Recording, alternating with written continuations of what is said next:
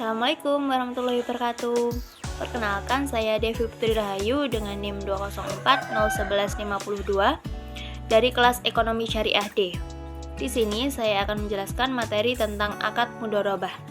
Akad mudharabah sendiri adalah akad kerjasama dalam suatu usaha di mana satu pihak itu akan bertindak sebagai penyedia modal atau disebut juga dengan sohibul mal. Nah, yang pihak kedua ini akan bertindak sebagai mundorib atau pengelola.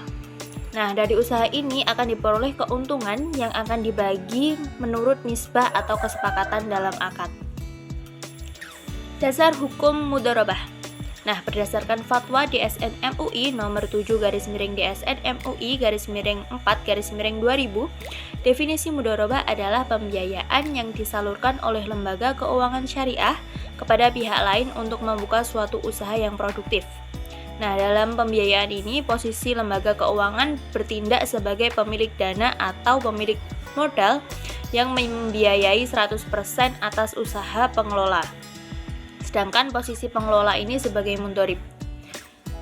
Di sini juga ada berdasarkan Peraturan Bank Indonesia nomor 8/21/PBI/2006, pengertian mudharabah adalah penanaman dana dari pemilik dana atau disebut juga sebagai sohibul mal kepada pengelola dana atau mundharib untuk melakukan kegiatan usaha tertentu dengan pembagian menggunakan metode bagi untung atau profit sharing atau metode bagi pendapatan atau net revenue sharing antara kedua belah pihak berdasarkan nisbah yang telah disepakati sebelumnya.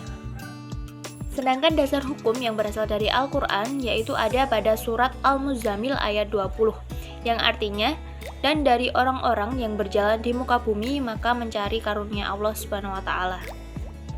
Sedangkan dasar hukum yang berasal dari hadis ada hadis riwayat Ibnu Majah nomor 2280 dalam kitab At-Tijarah yang berbunyi dari Sholih bin Shoaib radhiyallahu anhu bahwa Rasulullah SAW bersabda, 3 hal yang di dalamnya terdapat keberkatan.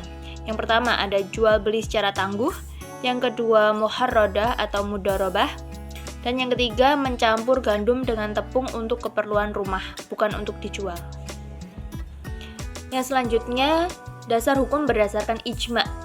Imam Zailai telah menyatakan bahwa para sahabat telah berkonsensus terhadap legitimasi pengelolaan harta yatim secara mudharabah.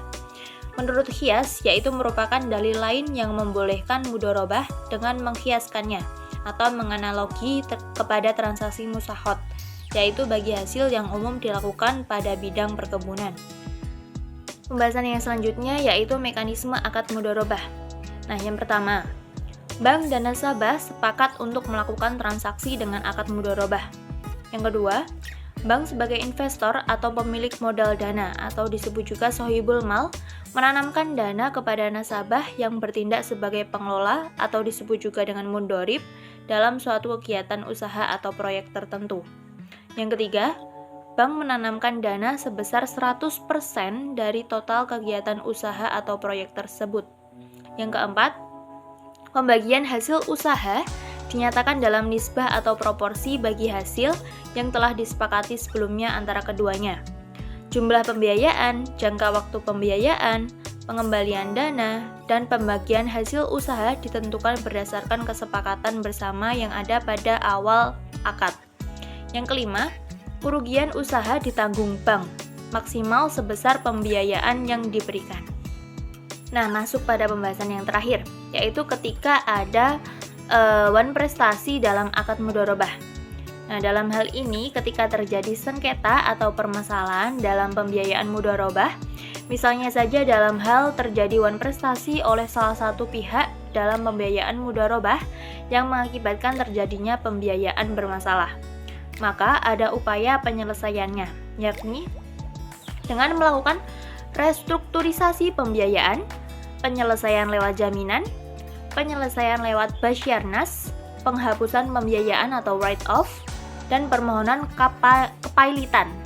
Nah, untuk meminimalisir terjadinya pembiayaan bermasalah ini, bank wajib menerapkan prinsip kehati-hatian dalam memberikan pembiayaan kepada nasabahnya sebagaimana telah diatur dalam Undang-Undang Perbankan.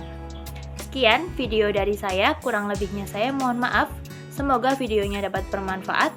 Wassalamualaikum warahmatullahi wabarakatuh.